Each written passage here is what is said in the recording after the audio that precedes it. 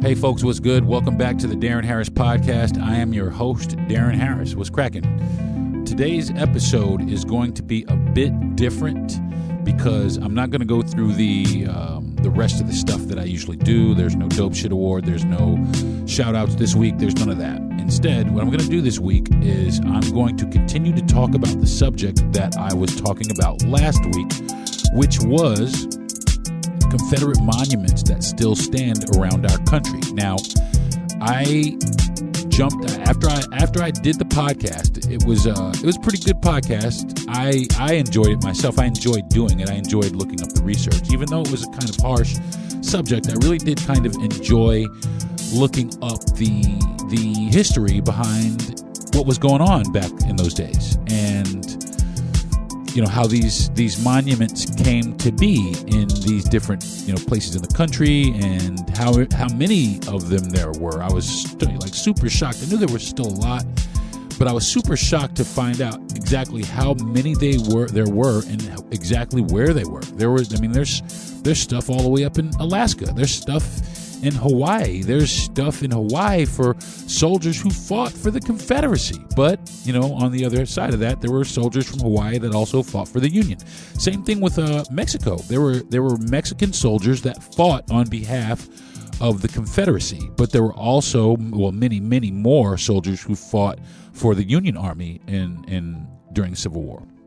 So that was very interesting to me to kind of uncover and find out. Now, one of the things I'm going to do first is I'm going to kind of recap what I spoke about last week. Now, last week there was a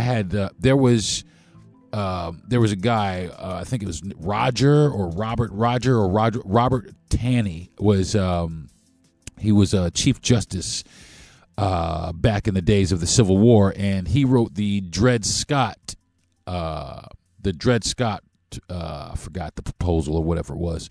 He penned it, basically, which stated that African Americans were not real citizens, and it basically upheld the construct and the ideology of slavery. And this past, I believe it was the 15th of December, they finally took his statue or the bust of his out of out of Congress, out of the Senate bill, one of the buildings that they finally removed his bust out of there because of what he was associated with, which I thought was very commendable. And at that same time, though, as I was looking around, I had saw a documentary. I was looking at a documentary on Netflix called Who We Are or Who Are We or something like that. But I had noticed that there was a lady, she was like some sort of city council member or something like that, and she actually had lobbied to have the Confederate statue in the center of her town removed. And actually she had a few of them removed in her town, and the town was more than receptive to it, more than willing to do it, because they want to distance themselves from that time in history. And I completely understand. Not that we need to forget it, because we never need to forget, but it doesn't need to be put in our face so prominently every day in the communities that we live and work in every day. I mean, these things are out here every day reminding us constantly of this country's, this country's, or the southern states, their affinity, if you will, for slavery. So all these monuments still stand as a testament to the people who fought for and died for the institution of slavery. And, like I said, it's part of history. So you take these things and you put them in a building and you call it the National Confederate Museum or whatever it is. And if anybody wants to go in there and take a look at these things, it's a museum. You charge a couple of dollars. You walk through. You check out the shit that you want to check out. You get the information that you want to get, you get the insight that you want to get, and you keep it pushing. But it doesn't need to be all over, the people of Lee County, Florida, any place called Lee County, it's named after General Lee, and we know who the fuck General Lee was. He was a fucking stark, raving racist. Simple as that. And it's so funny that the funny thing about it is I used to watch the shit out of the Dukes of Hazzard. That was one of my favorite shows in history. And I'll tell you what, when I was like 10, I never wanted to be a redneck so bad in my life. And then I fucking figured out what the flag actually meant. You know what I'm saying? What it actually represented. And it represented slavery, the will to uphold slavery. It also represented white supremacy. And those are a couple of things that now in this country have been brought to the forefront all of a sudden, because there was a few states over this past election season that voted to take slavery, or make slavery, finally make slavery illegal. Or the language of slavery. They want to take the language out. They want to take the language out. They want slavery to be gone. And a few states voted for that, voted to get rid of, to finally make it absolutely, unequivocally illegal. And I think that's commendable. Now, as I'm doing the research for this story, I talked to a lot of my friends, my white friends and black friends, and asked them, how they feel about it or felt about it. And the people that most of the people that I fuck with, they're pretty much on task with me and my ideology and the things that I think. So they were of course, against slavery, but all for the removal of any Confederate monuments that may be lingering around the country. And I think it's a good step forward. While other people, they basically were like, leave them alone, let them stay. Now, after I did my last week's podcast, and let me go ahead and put this back, spin this back a little bit.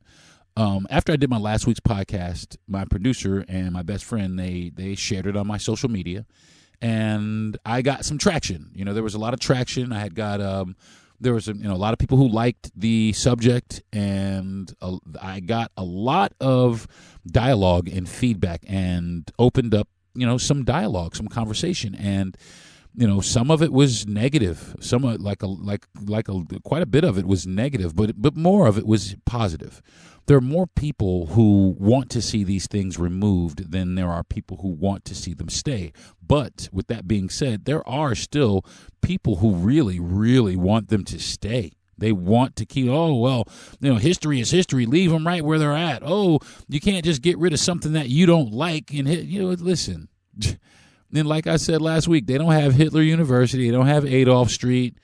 They don't have Idi Amin Boulevard. They don't have none of that shit. They don't have none of that shit. That shit is over. That shit is over. When you lose the war, the shit is over. But not here. When you lose the war, we immortalize the hatred by putting them on flags and still selling shit down here at flea markets and swap meets and all kinds of shit like that. All the memorabilia of hatred. And that's exactly what it is. And people buy that shit up. They buy it up. And it's so stupid. Like, the shit, the reason that they buy, this is our heritage. Well, you're protecting a heritage of hate. And that's essentially what it is. I mean, it's not my own personal opinion. That shit is hateful. And people protecting that shit is basically them protecting, and defending hatred, defending their want to hate black people, or their want to preserve slavery. They want to look at these things and reminisce about the good old days. And some of these people that are, listen, some of these people that are alive today, some of these older people that are alive today, they sat there and watched lynchings with their families. You know what I'm saying? It was a thing to do. And some of these people are still here. You know what I'm saying? All these photographs that you see, of people shouting obscenities at, little Ruby for going to school. Those people are still here. And those are the people who fought or will fight or would fight to maintain their symbolism, their Confederate heritage. And there's a group down here called Daughters of the Confederacy, which is, in my opinion, just a group of racist white women, who want to preserve that ideology in that time.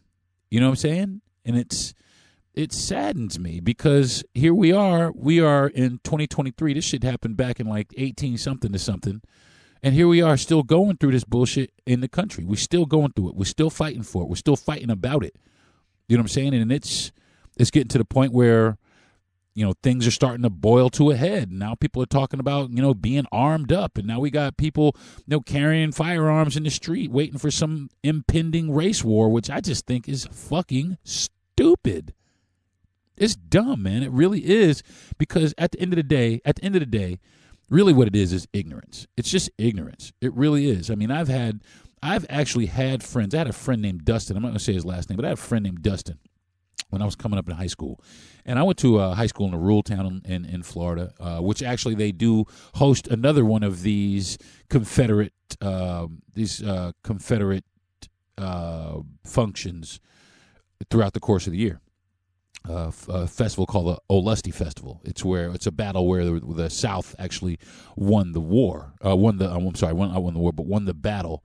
They won the Battle of Olustee and pushed the Union soldiers back. Now, I got a friend named Dustin that lived in this town when I lived in. Now, I moved down there from New York, so I moved to, this little small town from, a big town, and I immediately saw, the dynamic of what was going on as far as race was concerned in this town. So, people straight up calling you nigger in your face, hi nigger, thinking that that they're being nice to you. How you doing, nigger? Like for real.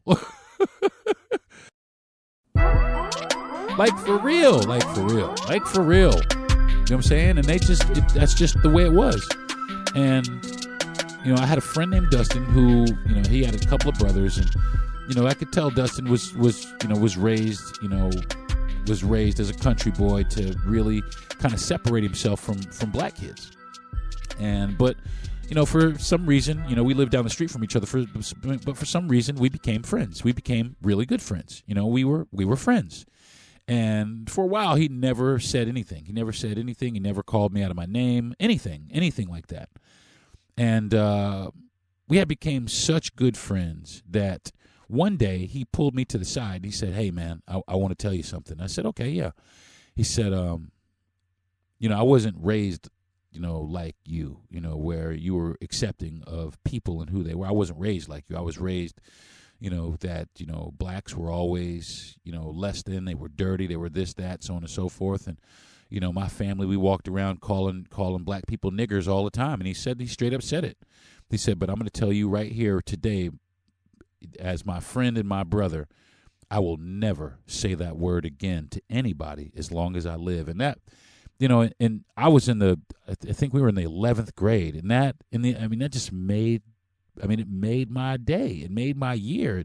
I was extremely emotional. It made me emotional, because here was somebody who had come up this way, who by sheer interaction with somebody that they learned about and learned that my mother was just as sweet as pie, and my family was just as nice as they could be, and they treated everybody the same, whether you were black or white or whatever it was. They treated you the same. And he saw this, and he felt embarrassed and ashamed that he had came up like that, to the point where he had made a promise to himself, not only to himself but me as well, that he would never use that language again. And I thanked him, and we are still friends to this day.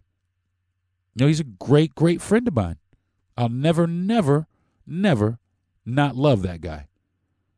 And it took us having to sit down and get to know each other, because honestly, he really shouldn't have been hanging out with me based on his ideology, but we did, just because, for that time where we were the only two kids in that area that were, close to the same age. There were a few other kids, but they didn't live, that close. Him and I lived extremely close together. But it had gotten to the point where, we saw each other every day. We were on the bus. We walked to the bus stop, so on and so forth. We stood there. We were late to school together, and it just became, we were friends. We just became friends. And that happened a lot, where where I went to school at, a lot. Now, I didn't see a whole bunch of racism in New York, even though I know there's racism.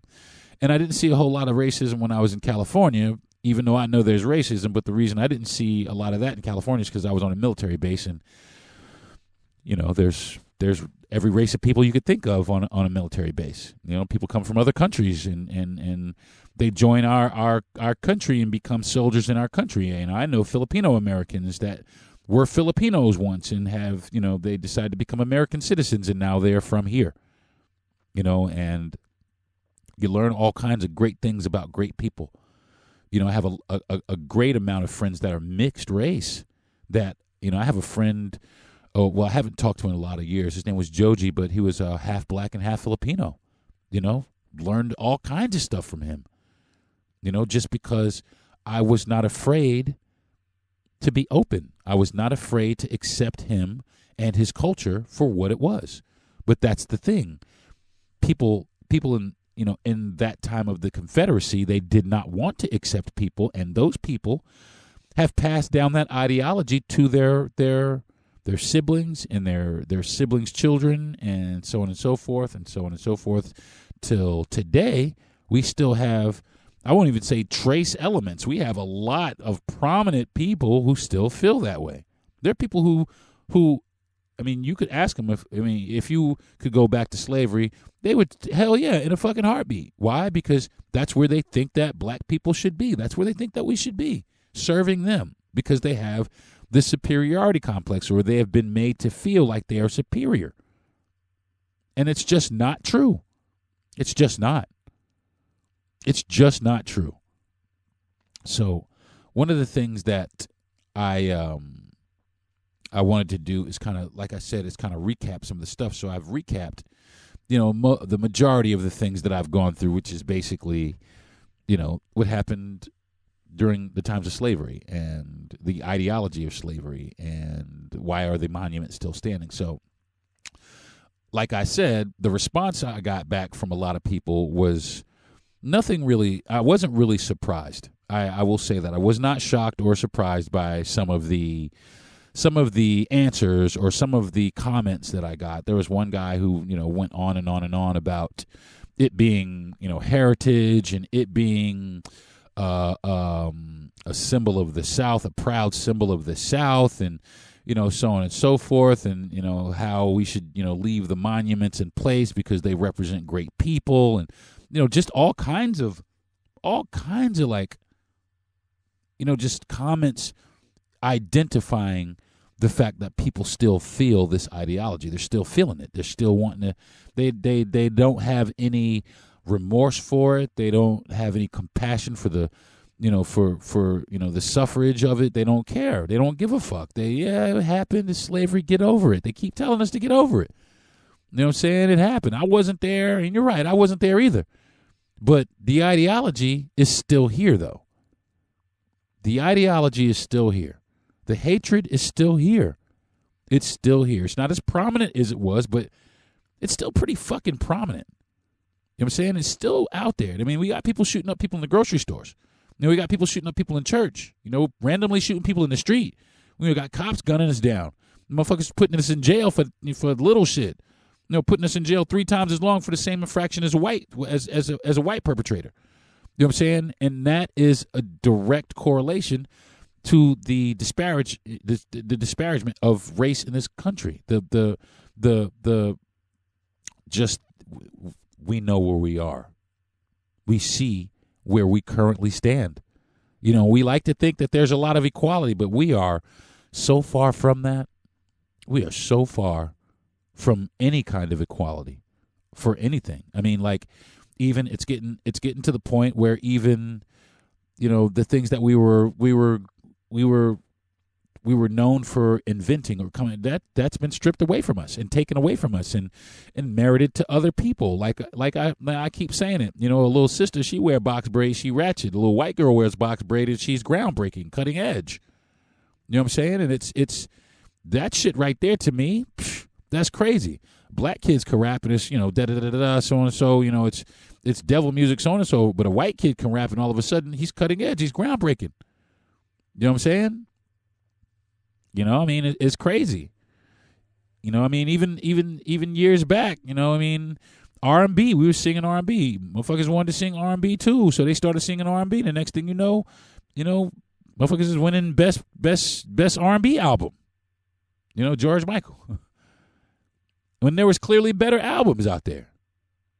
You know, there's constantly to this day there are accolades that are being stripped from us. You know what I'm saying? There's things that are being done to us. And if you think that the food that you're eating isn't playing a part, and it is completely playing a part. I mean, there's certain food I just don't eat. I don't eat chicken from Walmart. I don't eat any meat or anything like that from Walmart. I try to go to like Whole Foods or Fresh Market, because I'll tell you what, a lot of that food at Walmart, they got steroids and antibiotics and all kinds of crazy shit in the food. Shit that make your dick soft, all kind of crazy shit in the food. But we go to Walmart and we buy that shit up. Why? Because it's cheap. It's been designed that way. And white folks, where do they go? They go to Whole Foods and, you know, Fresh Market and Sprouts and Trader Joe's and places like that that have a better quality of food. And it's expensive. And then one of the reasons it's expensive is because it keeps people of lower incomes out, blacks and whites. But we know why, though, for real. But it keeps people out. And these people, you can tell in their skin, in their hair, the way they look healthier.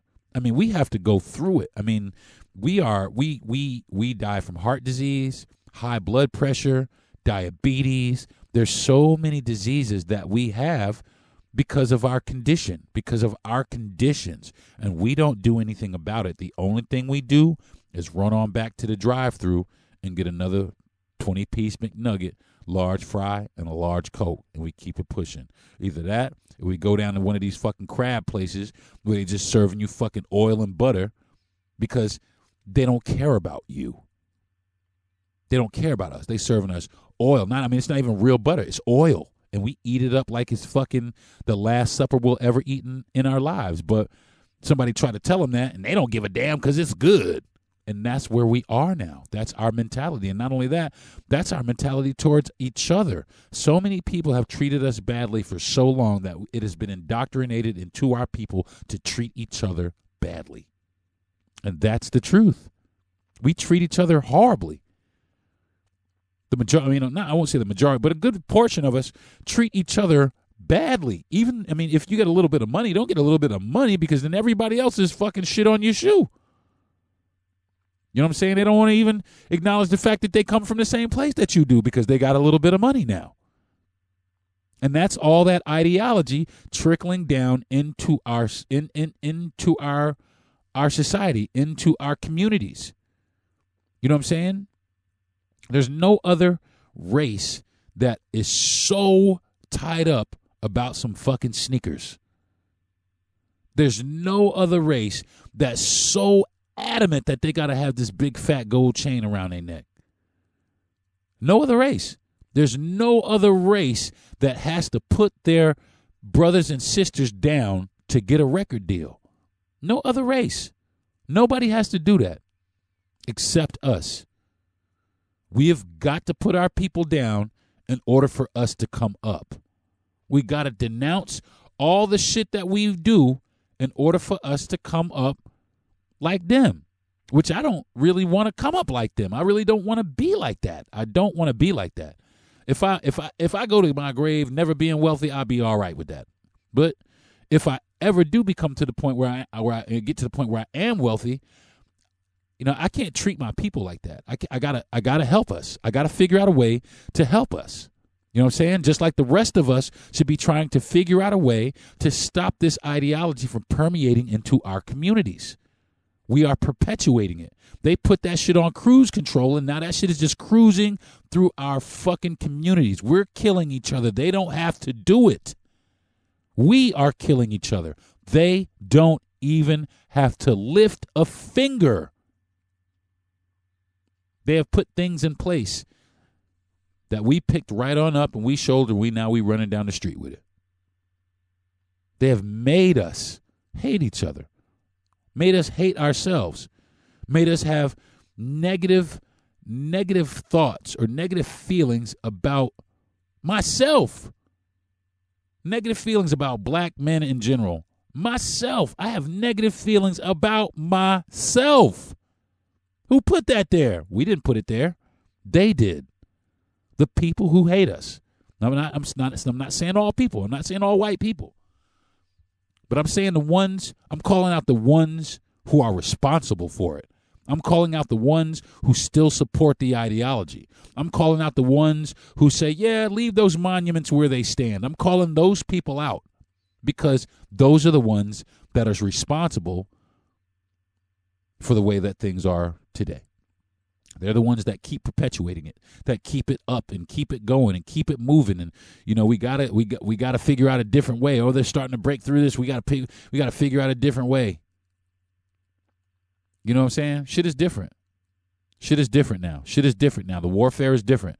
You know what I'm saying? When they ended slavery, that was a blow to them. That was a blow to them. But you know what they did? Instead, they started locking us up and putting us in jail and making us do free labor, which is essentially slavery. You hear what I said, folks? That shit is slavery. They locking us up for bullshit.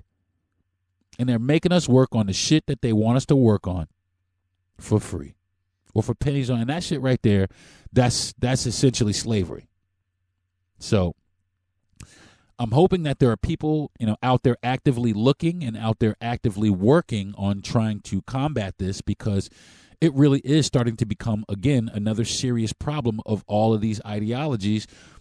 These people are, getting their rocks off looking at these Confederate monuments saying, you know what, this was a great man right here. And I'm going to go ahead and pick up where he left off. And that it's so many people and so many things around this country that give these people the pass, that give them the okay to continue to have this ideology. They look up at these things and they get warm and fuzzy inside and say, yeah, because of, General this motherfucker who held a bunch of fucking slaves, I can go out here and I can talk to people any kind of way. Why? Because I'm superior to them. I'm superior to them.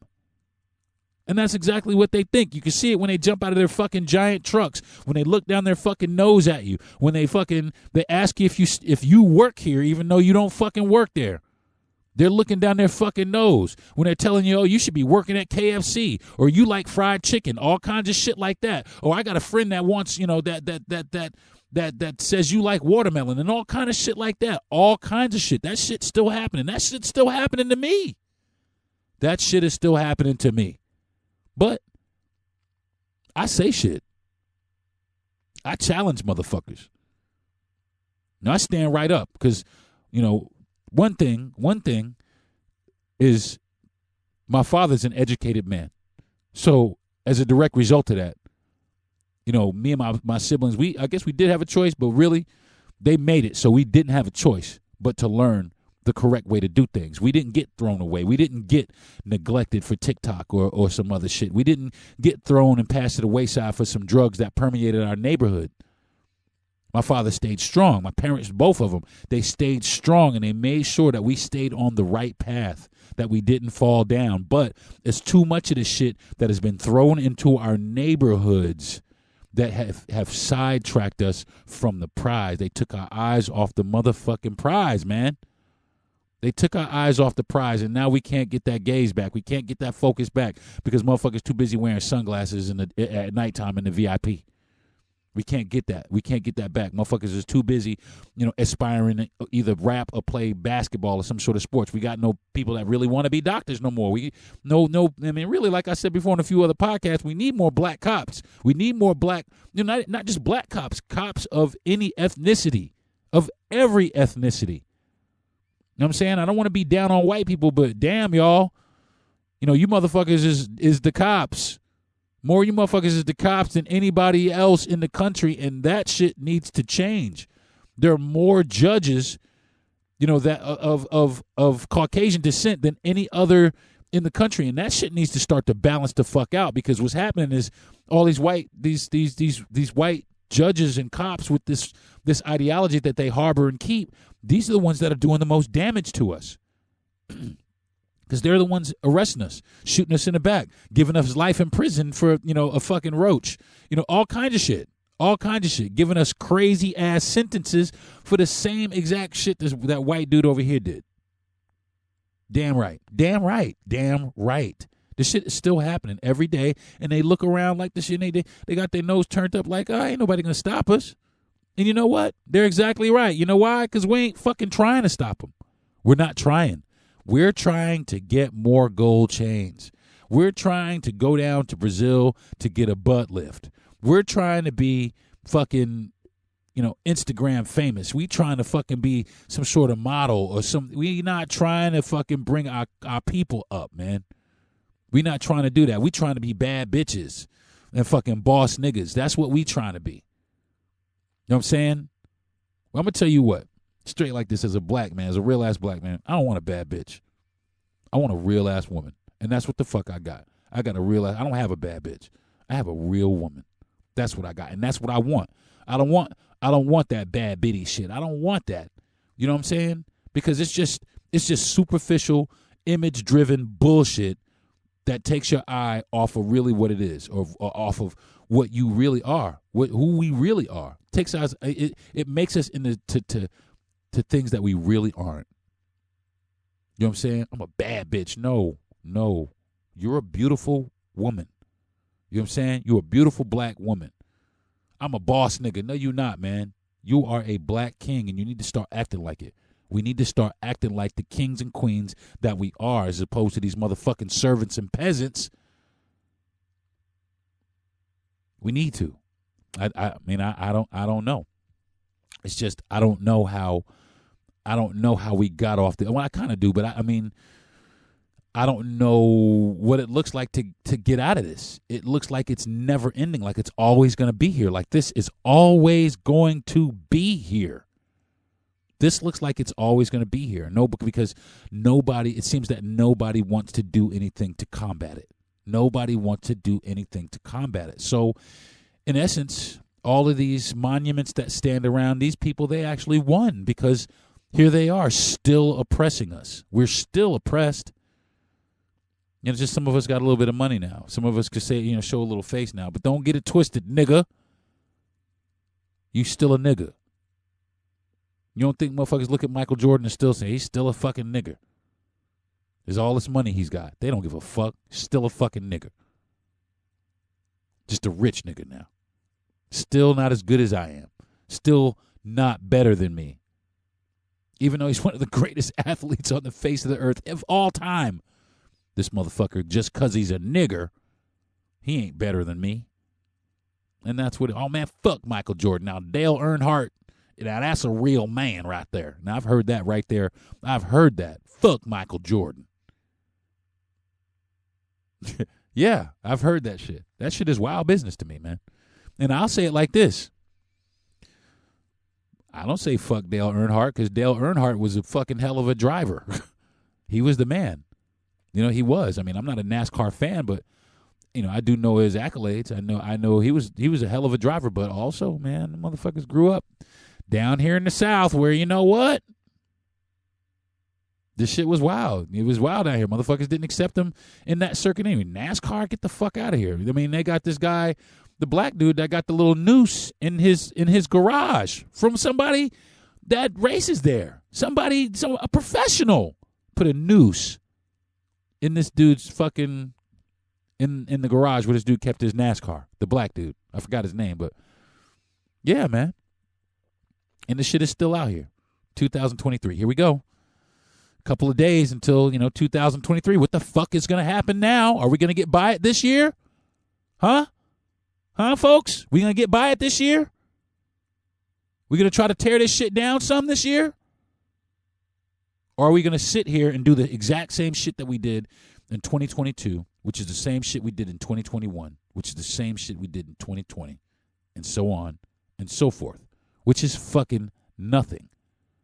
We protest a little bit, and then we go right on back to motherfucking watching Real Housewives of this, or fucking Love and Hip Hop that, or whatever. Man, fuck that shit. Go out here and be fucking somebody, man. The fuck up off the couch. The fuck off the streets, motherfucker. All of y'all. These monuments sitting right here. If you want to advocate for something, if you want to hate something, all these monuments in your fucking community, advocate to have them shits removed. Get together and have these motherfuckers pulled down. Because that's what it is. It's hate. It's symbolism and ideology of hatred that people are still here coveting and protecting. That shit has got to go. And if you don't fight, then don't complain. Don't say shit. Don't say shit. This is me fighting right here. Me standing up and saying, fuck that, is me fighting right here. That's me standing up against this bullshit. And I dare anybody, white, black, anybody, to come at me about it. And I'll tell your ass too. I will tell your motherfucking ass too. I dare you. So, you know, I don't want to be hostile. I don't want to be militant. But like I said, this is something that I feel I feel very strongly about. I feel very, very strongly about. I feel strongly about this because, you know, it's still happening to us. It happened all those times, all those years ago, man. All those years. So many families, man. So many entire fucking generations of people just wiped the fuck out, man. Just the last of these people just killed, and now this bloodline is gone. And these motherfuckers standing up and sitting up here on these horses, on these fucking, you know, bronze statues and shit like that. Like they was the shit. Like they were the most upstanding Americans ever to walk the face of the earth or ever to walk around the United States. It's crazy. And also, did you know, here's a fun fact for you. Did you know that there were actually black soldiers that fought for the Confederacy? Yeah, there were black people that fought for the Confederacy. But it was different. The reason they fought for the Confederacy is because, well, they were slaves. And they were forced to fight for something that kept them oppressed. They were forced to. They were forced to fight for something that was oppressing them and killing them. They were marched to their deaths anyway. The Confederate soldiers killed them because they hated them. And don't get it twisted, the North didn't treat the black soldiers, you know, very, very, very good either. They gave them a little bit more, but, you know, some freedom, but that was about it. You was still a motherfucking nigga. You know what I'm saying? There was a lot of people who fought for it that still wanted it to be. That's the fucking truth. But on the other side of that, there were some Southerners. There were a lot of Southerners who left the South and joined the Union Army to fight against that. There was a lot going on. There were, like I said, there were people from Hawaii who came and fought. You know what I'm saying? There were people from fucking, you know, all over the place who came and fought. Mexicans. They weren't even Americans. Mexicans fought for the Confederacy and the Union. You know? It's a lot to it, man. It's a lot to our history. I'm gonna try and shout it out. I'm gonna try to say it. I'm gonna try and say it. I'm gonna try and, you know, inform people and try and be as, you know, informative or as educational as I possibly can. But at the same time, you're definitely gonna get some Deron Harris mixed into it. You know what I'm saying? Because this is something that, I mean, it hurts me. It hurts me down to my core. I mean, I have family from the South, and I've gone and ridden through some of the neighborhoods in the South and some of the impoverished black communities in the South, and it don't look much different than it did during slavery. It don't, with the shanty houses, and the only thing they got now is running water and some electricity. You know what I'm saying? Still being oppressed, still being put in a place where this is your place and you stay here in it. And if you come outside of it, there's a problem. And that's what's happening. That's why I'm gonna tell you what, to all my educated brothers and sisters out there, to even the ones that aren't, I'll go ahead and call it, even the ones that ain't. You know what I'm saying? Get out there, man. Get out there and start advocating for us. All of us, not just you and your clique, not just you and your gang or whoever. Start advocating for all of us. And I tell you what, as far as the gangs are concerned, motherfuckers start advocating for ourselves and watch how fast that shit goes away. If we start standing up for ourselves, because me, it just looks to me as like frustration. It just looks like frustration. We can't do shit about it. So what do? We take it out on ourselves. It just looks like self-destruction and frustration rolled up into one. That's exactly what it looks like to me. That's exactly what it looks like to me. It just looks like we can't get out of it because we're just so wrapped up in it. We're so wrapped up. We're so caught up with, it's just like any shiny little flashy little thing just makes us forget everything about our heritage and ourselves. We put our people down to pick up some other bullshit, some shiny shit that they gave us. To pick up the crumbs and morsels that they fucking gave us. And that's all it is, folks. Don't get it twisted. That's all we're doing is picking up the shit that they're giving us. We're just picking up little bits of shit that they're giving us. They're letting us, they're allowing us to have. We need to start allowing ourselves to have. We need to make our own shit. And for real, make our own shit. Like, for real, make our own shit. And until we get equality the way that we should get equality, we should boycott their shit. Everything. Until we start getting the equal shit that we deserve, we need to fucking start shopping in our neighborhoods, buying black goods, buying goods from black-owned businesses. That's what we need to do. We need to start supporting each other. Can I say it again, folks? Yes, we need to start supporting each other. You'll go over there and buy a fucking Gucci bag, but you won't go over here to Keisha's and buy the little bag that she made. Why not? And instead of buying the bag, what do? You fucking hate on Keisha, man. Keisha ain't shit. The little cheap-ass bag. At least Keisha trying to do something. Instead of out here shaking her fucking ass on Instagram. Do some shit, man. I'm talking to all you out there. I'm talking to everybody out there. Even the white folks. If you care, do some shit. Stand up for some shit. Say some shit. The Indians, the Asians, everybody, stand the fuck up. They got us all right there. They have put us all over the world. They have put us all in this category. We were all inferior to them. And we are not. We are all the same. We are all the same. I am no better than they are, but they are no better than I am. Simple as that. No better, no worse. Simple as that.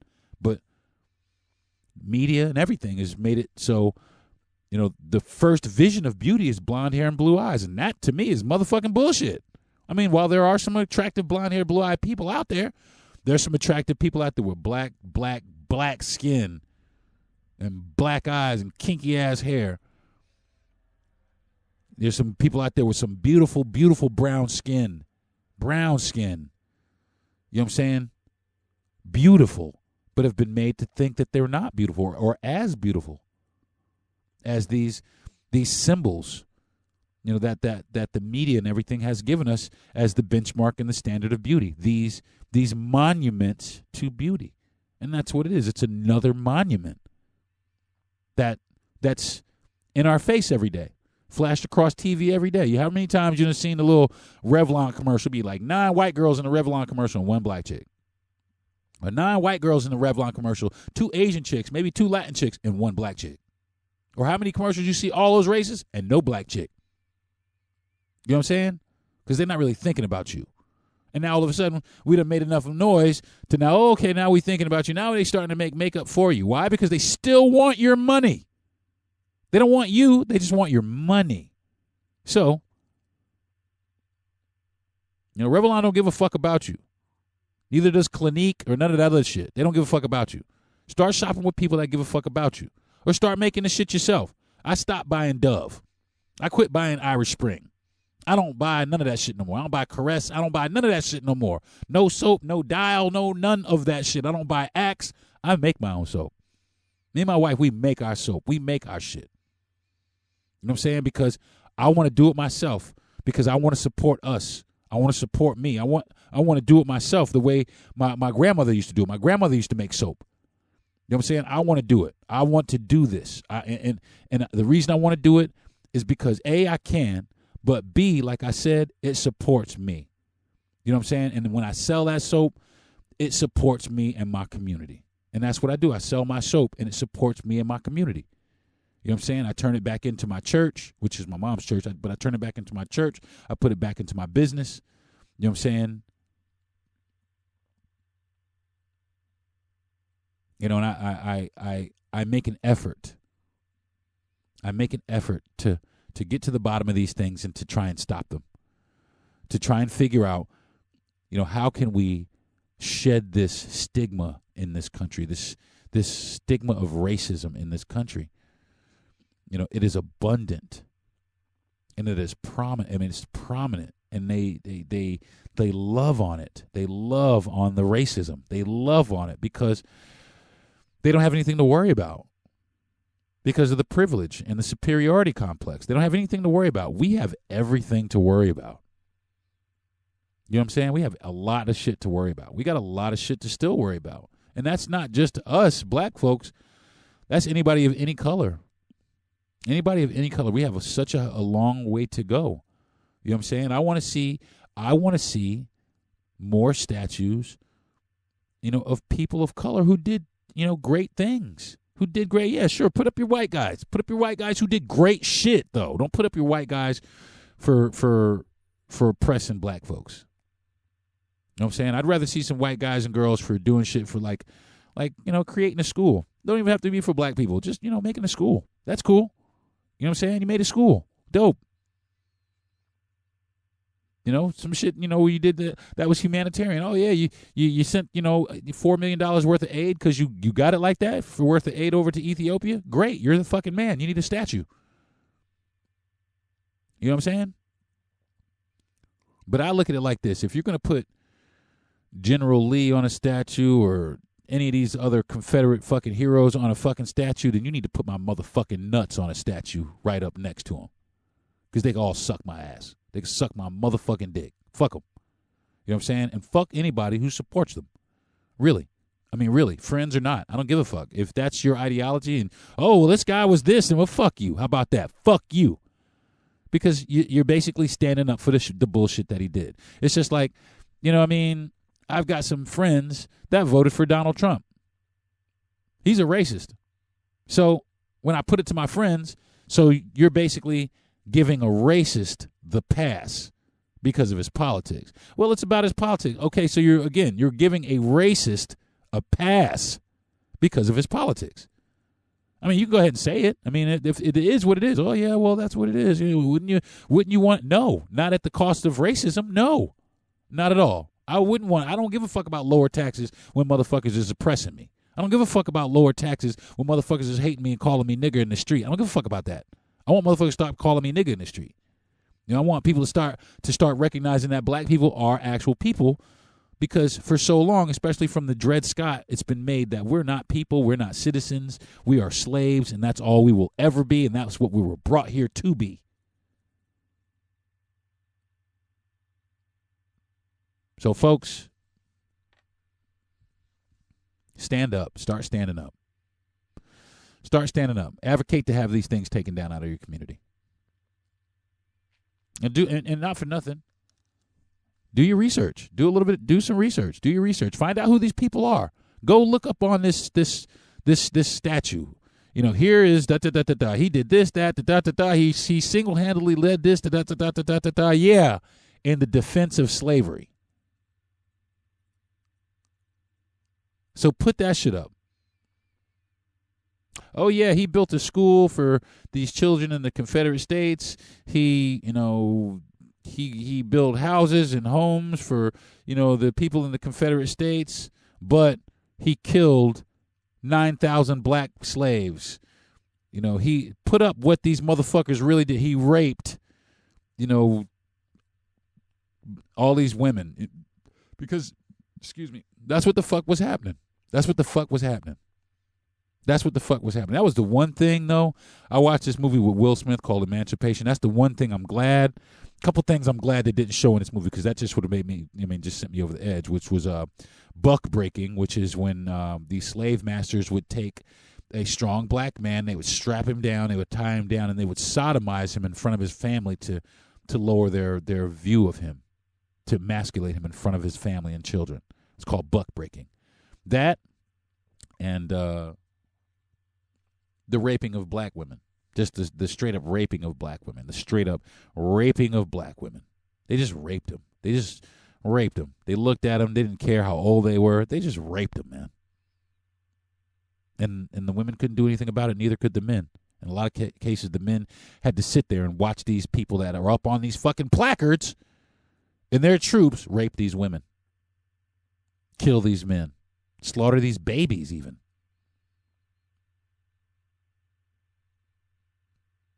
It's disgusting to me.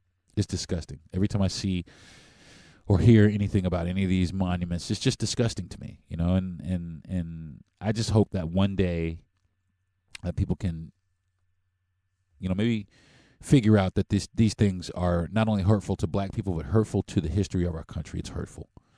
And, you know, don't melt them down. Don't. Put them in a fucking building, man. Put them in a museum. I'll go to it. I'll go to it because I'd like to see. I'd like to see. I want to learn. I want to know who they were. Put a face with a name.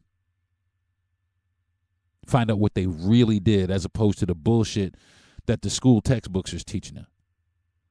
Because believe it or not, the shit that they teach you is bullshit. They skim over slavery in like 4 or 5 paragraphs. That shit was 400 years long. You have 4 or 5 paragraphs for a period of time that's 400 or 500 years long. 400 years long. So, man, I'm still talking about this, and man, I might be talking about it again next week, man. I really might, because I want to talk to some people. You know, I really would like to talk to some people. So, you know, when this podcast comes, listen, comment. If you want to be on the podcast and talk about it, we can talk about it. It doesn't matter what your ideology is or how you feel about it, whatever. You know, get at me. We'll talk about it. If you feel like slavery should have still been here, yeah, let's talk. I want to figure out why you think slavery should still be here. If you think that the monuments should still stand in your community or wherever they are, then I want to hear from you. I want to understand why you think that these things should stand. If you think that they should come down, get at me. I want to hear why you want them to come down. I mean, even though the reason is obvious, I want to hear your personal reasons for why you want these things to come down and why you want these things changed. Because these things need to be changed. They need to be addressed. They need to be changed. They can't just sit here in plain sight, especially if motherfuckers is talking about get over it. We can't get over it if the shit is in my fucking face every fucking day. And I'm not going to get over it until motherfuckers in the South get over the fact that they lost the war. Okay? So there it is right there in your fucking mouth.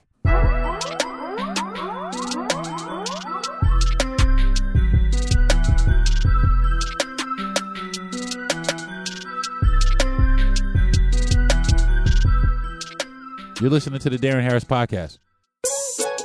If you're worried your friend may be struggling, remember, you don't have to be there to be there. You could say, how are you, or get a fake tattoo.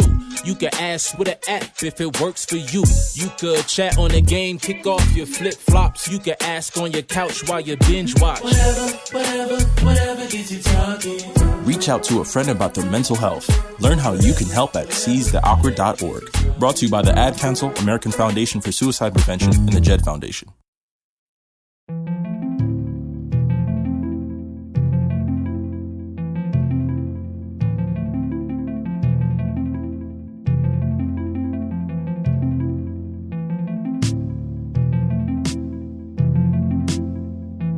Hey folks, welcome back to the podcast. It's your host Deron Harris. So yeah, that's how I feel about it. That's the subject of the week. The subject of the past 2 weeks was the Confederate monuments that still stand around the country, and what can we do about it, if anything.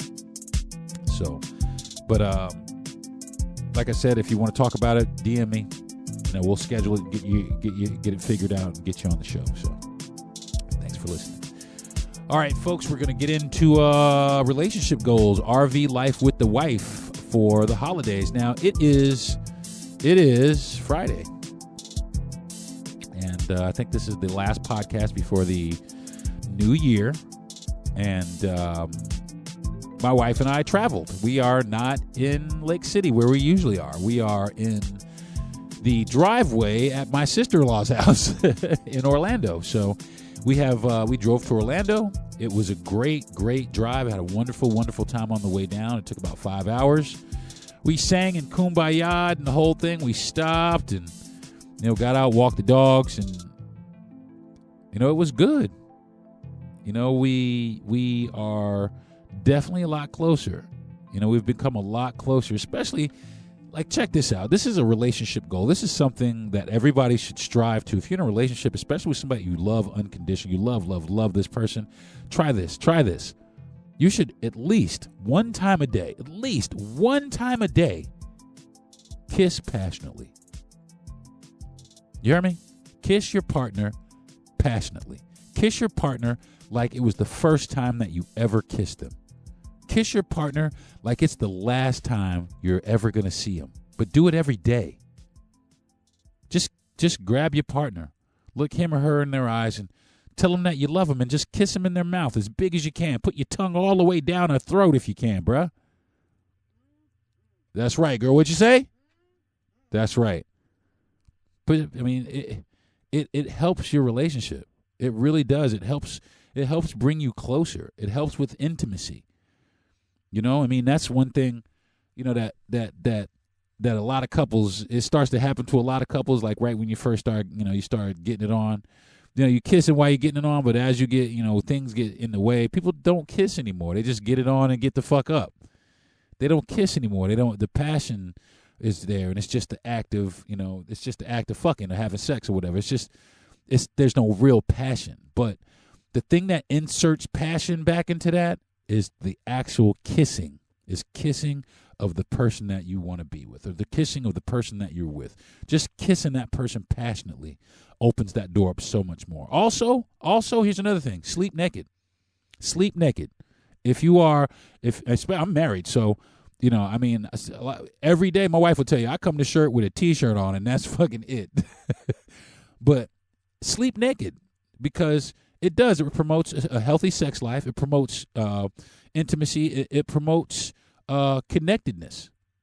You know what I'm saying? It promotes connectedness. I don't know what's better. I don't really know how to when my wife when she is butt ass naked and she has somehow in the middle of the night while she dead ass sleep and hunched her ass right up next to me and just grab me around come on, man, that's nothing feels better than that. Nothing makes a man feel more wanted than that. You know what I'm saying? That's how you make your man feel wanted. Kiss your man. Put your arms around his neck. Tell him that you appreciate him. My wife does that shit all the time. You know what I'm saying? She does it all the time. Listen, my wife and I, we take showers together. She washes me in the shower. You know what I'm saying? She washes my whole body. She washes me in the shower. No sexual innuendo or nothing, man. I stand there, I put my hands on, and she just washes my whole body because she cares for me. She loves me. She wants to see me. She wants to see me succeed. She wants to see me at my best state, and I do the exact same thing for her. You know what I'm saying? I wash her hair. I style her hair for her. I do the whole thing. Oh, you a herb, nigga. Then call me a herb, motherfucker. I love my wife. What? That's maybe why you don't have one. You know what I'm saying? Because everybody trying to be too macho. Yeah, you can't let her. You can't. You got to be this way with the man. Fuck you, all right? How about that? Fuck you and your single broke ass.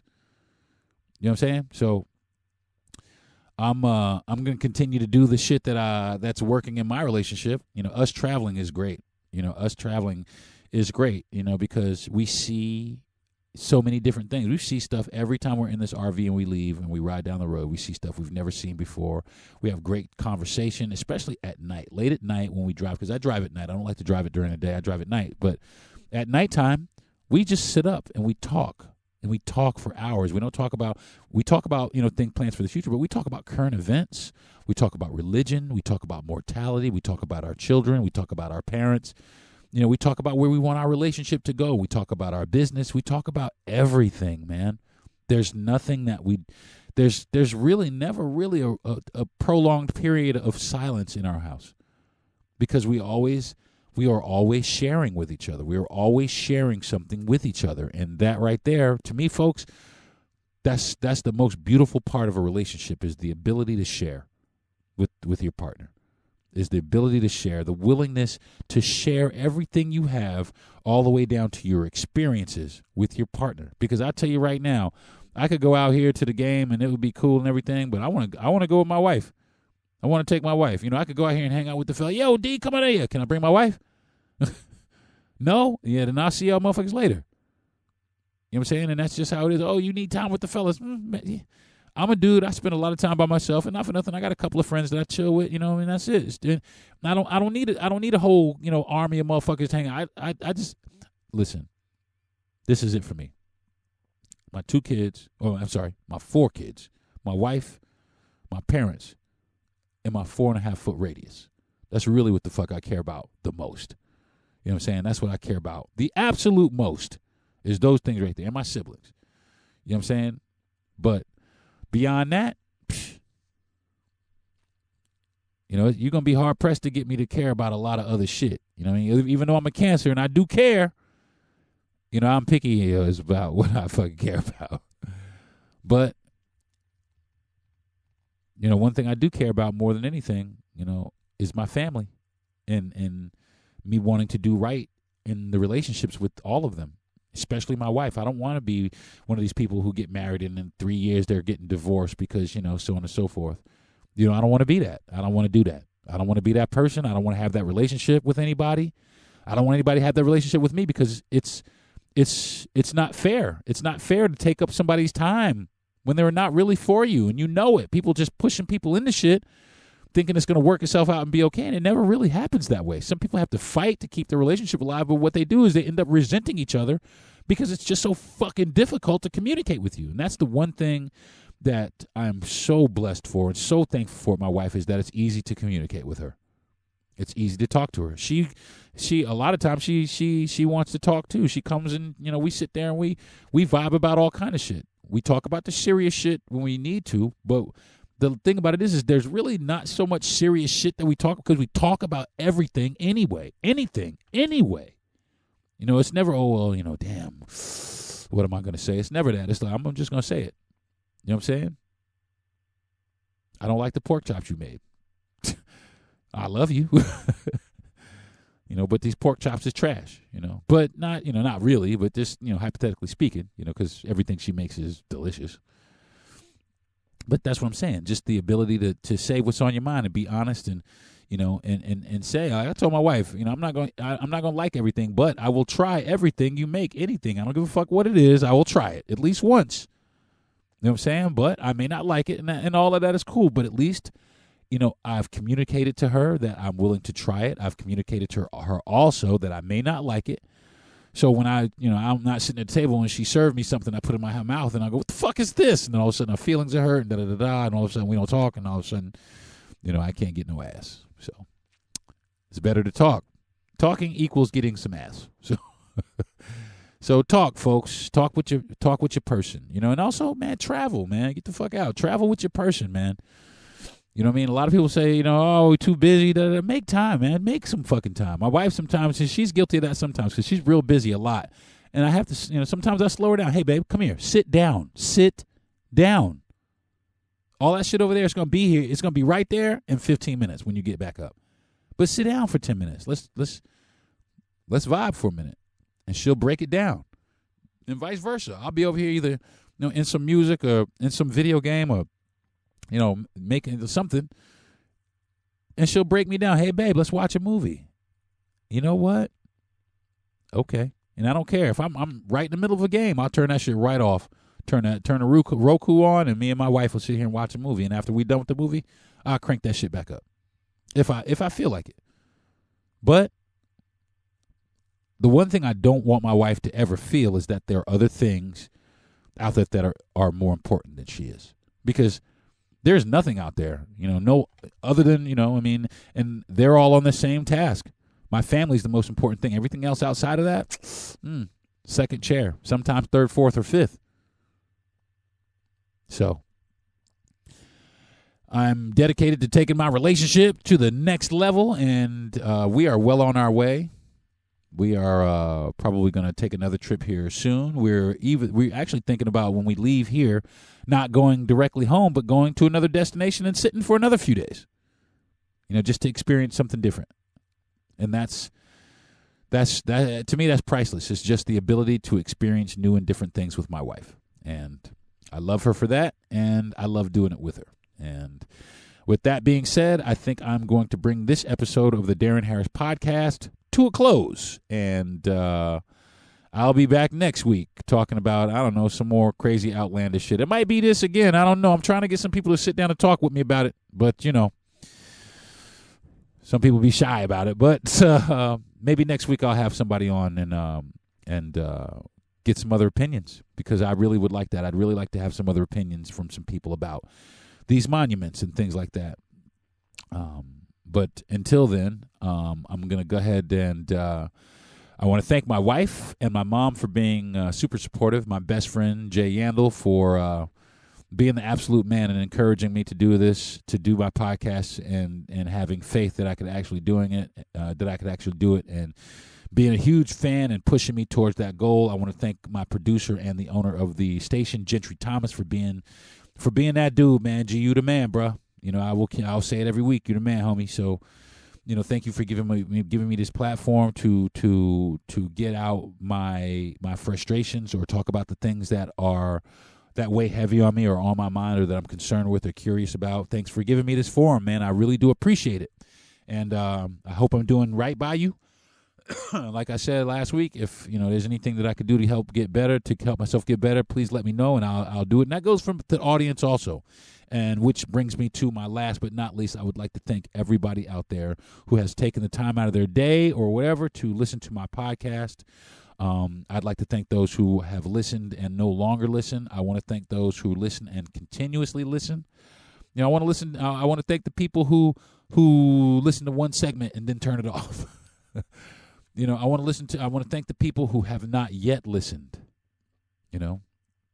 And God bless you all.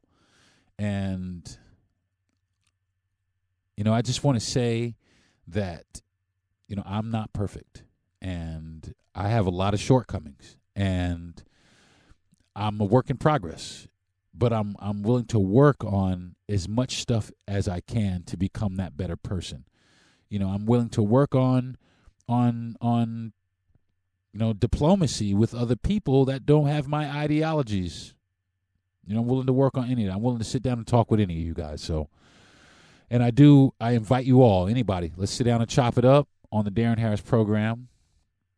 Who knows? Maybe it might incite you to keep talking to other people about these subjects. So, I'm going to go ahead and wrap it up right here. I'm Deron Harris. Thank you very much for tuning in. I will see you guys right back here next week. You can listen to my podcast anywhere you get your podcasts. Thanks for tuning in. I'll see you guys next week. Peace.